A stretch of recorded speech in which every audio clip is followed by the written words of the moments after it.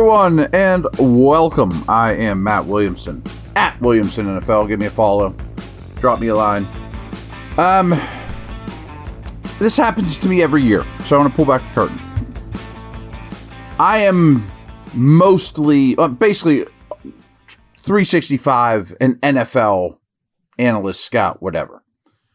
But much of that is draft prep, of course. But during the regular season, I am a very casual college football fan. I mean, Saturday is the only day I'm so busy that I see the family or do anything like that. But I know the top names during the season.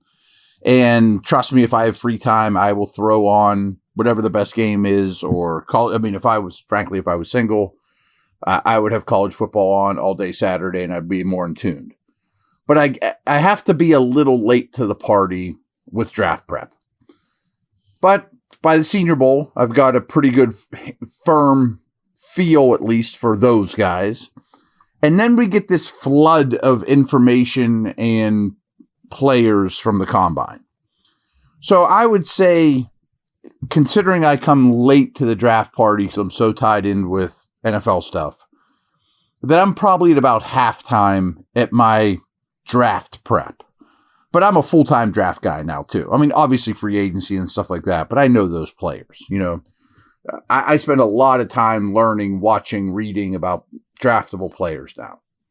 So this week after the combine, I always find myself taking a step back. You know, not that we should change our tune just because of the combine, but I think you need to realize, wow, we just got hit. We got smacked with a tidal wave of information.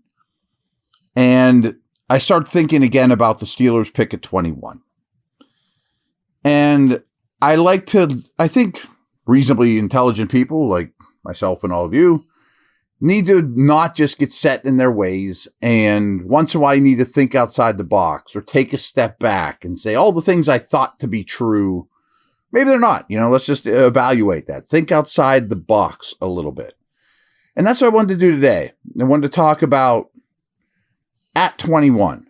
Now, first of all, I really think a lot of needs could be addressed between now and draft day. I think they're going to have a quarterback. We don't know who. I'm starting to lean towards Fields if I were to bet at this moment, but who knows? I think they will absolutely have, I think there's a really good chance they will have a brand name wide receiver. I think that they spend outside the organization, it's probably on a corner. I think a Landon Roberts will be in the mix. Herbig will be in the mix. And all of a sudden, you got a pretty formidable roster. I mean, there's no question about that. Now, we can't assume those things, but we must assume that the roster on draft day is going to look way better than it is now. Way better, guys. I mean, I'm recording this on March 4th, on Tuesday. Way better. Of course. They're going to add stuff. Now, I think it's safe to say, and there's 3 positions, and only 3, that's the point of this entire podcast, that I will eliminate as options in round 1. Tight end. I'm not saying they can't draft a tight end, but I don't think Warren gets there, and I'm just going to say that they're not drafting a first-round tight end. I think that's safe. Even though it's a really good edge pass rush class, I can't imagine a scenario in which they draft their first-round pick as an edge. And I think there's basically a 0% chance that off-the-ball linebacker is your first-round pick. Okay, so let's go on that premise. All that stuff I just prefaced right now. And I don't think I'm speaking out of line at all on any of those things. I'm not saying that they've, made crazy things happen, but their roster's way better, and they're not going to go tight end, edge, or linebacker. I think we could probably all agree on that. And that some quarterback will be a Pittsburgh Steeler by then. BetOnline is the world's most trusted betting platform and your number one source for online betting in 2025. Whether you're a seasoned fan or a first-time bettor, BetOnline is your ultimate game day companion. With the largest selection of odds from everything from NBA to college basketball, to the NHL, to UFC, BetOnline continues to be your number one sports betting source. From every three-pointer to hat trick, BetOnline is you covered with odds, stats, and more for every game, every play, and every win. BetOnline, the game starts here.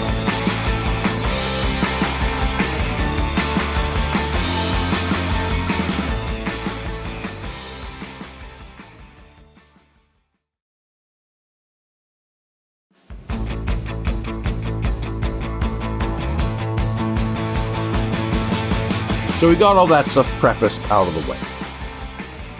Now, I think almost no matter what, and I don't know when, but I think they will draft a defensive tackle and a running back. And it's maybe the two best draft positions in this entire class. Just adds up too much. I don't know where.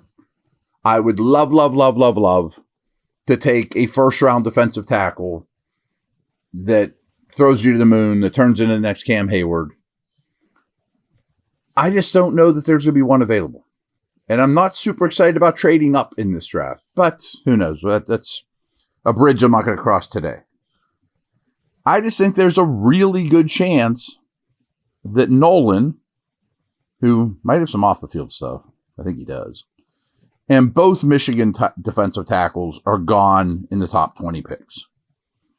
There's not another defensive tackle that I'm thrilled to take at 21.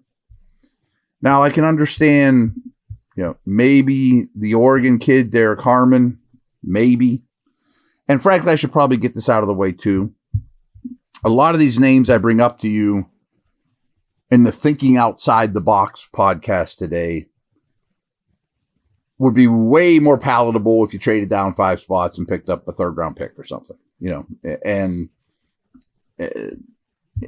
Harmon's the perfect example of that. I always say this on the air, like if a genie came out of a bottle right now and said, I'll give you Derek Harmon, I'm not picking on this guy because I do like him, right now for the 21st pick, or you can wait till draft day and see where your cards fall. I'm saying no, I'm holding on to my pick, genie. Thanks. But so in a trade down, that's more palatable. But I fear that the guys that you probably would make that genie trade for are probably going to be gone. Now, I definitely think that there will be a suitable wide receiver there. But if you have Pickens, Roman Wilson, Austin, and say Christian Kirk or Kupp, let alone Devontae Adams, who, by the way, is getting released today, and that is somebody you must at least get on the phone with. Are you really using a first-round pick on a receiver? Unless, of course, you have intentions of trading Pickens. Then, cool. Then it works out great. You take a receiver, dump Pickens, add some more draft capital for other positions, the second and third round pick for Pickens or whatever. Okay. And those names are McMillan, who I don't think will get there. I think there's a chance Golden, even being the fastest receiver there, could be still available at 21, and I love him, but I think that chance is less and less now at the moment. Igbuka is fine. He's fine. I don't know. I definitely would not trade 21 for Igbuka today if the genie came out of the bottle. Burden, I also wouldn't make that trade, but I understand the attraction. Would suit the bill too. But is that the best use of resources? I can fight it either way. There's 2 corners of note, although there are a lot of corners I like high in this draft. And these 2 corners are very different, but I love these 2 players. Barron from Texas, who is slot, do it all, and can play outside. Or Revel from East Carolina, who looks like Porter and is a better athlete and is a pure outside corner. But if I already signed one, and Revel's also coming off an injury, am I using a first-round pick on a corner if I signed Byron Murphy to $18 million a year? And you have Trice? Probably not, but you might consider the slot version. Maybe.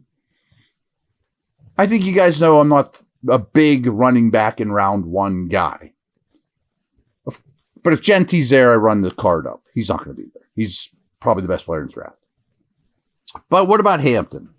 Again, I would not trade you 21 for Hampton right this minute. North Carolina running back.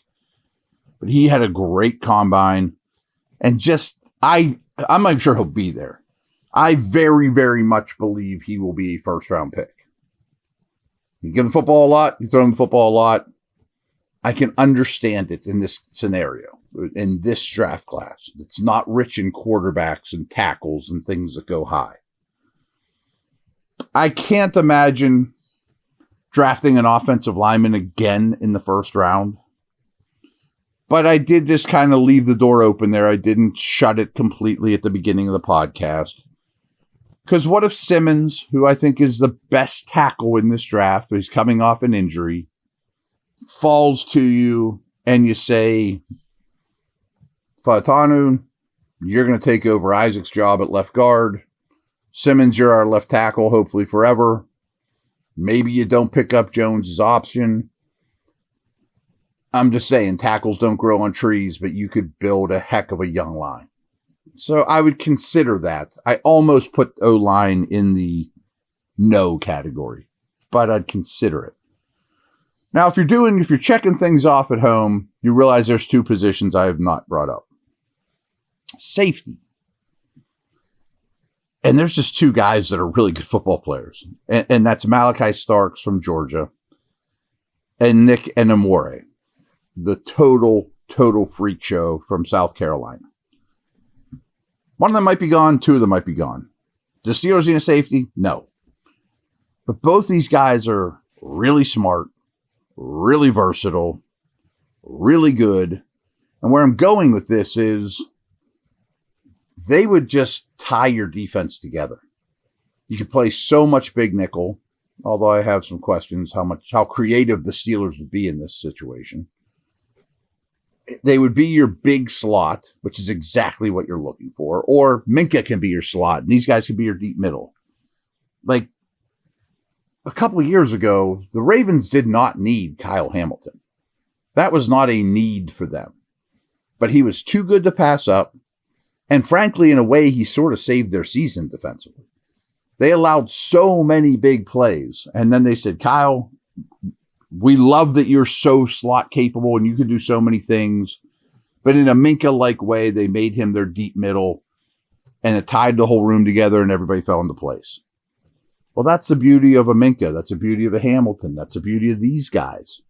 If you have a lot of needs addressed, and Aware is a total freak. I mean, I'm talking like a 6'2", 220-pound, best testing player at the combine type of player. Can play dime linebacker, deep safety. And Starks is just a Hamilton-like do-it-all stud too. I'm just saying, you could convince me in a month from now to snag one of those guys. And I haven't mentioned quarterback. I think Sanders will be gone. I know Ward will be gone. I am not big on Sanders. I am really warming up to Ward. I think he'll be the first pick in the draft. Neither one's going to be a Steeler. I believe that. But boy, I want Tyler Shuck to be on this team. And more, I don't think he'll get to the Steelers' second pick, deep into the second round. Does that mean I'd take him at 21? If the genie came out of the bottle right now, no. But I think he's an NFL starting quarterback with a ton of upside. So why wouldn't I? I'm talking myself into it. I could definitely talk myself into, boy, you trade all the way down to 31 and you pick up all kinds of picks and then you take this quarterback. No matter who they sign going into the draft. He's a quarterback. I love him. I don't care that he's older. His injuries are all broken bones. They're not like recurring knees or soft tissue things. He is my guy this year. And I also will mention Jackson Dart. I don't have anything against Jackson Dart. He's fine. And again, if you told me either one of these guys is sitting there in the second round, boom, take your chance because you might have solved your problem. You might have, especially with Shuck. I love Shuck. So if you love these guys that much, especially Shuck, is there a price that's too much if you think he's a starting quarterback and one that can be a high-end player? Which more and more, as I said, it's like halftime in my draft prep. I think Shuck could be that guy. that mean take him at 21? I mean, that's crazy talk. I mean, I get a lot of feedback on Twitter. I put a tweet out not long ago that if the genie came out of the bottle and said, the league will give you Tyler Shuck for your second round pick, Matt, if you're the GM of the Steelers, here, take it. Boom. Sign me up. I'm in.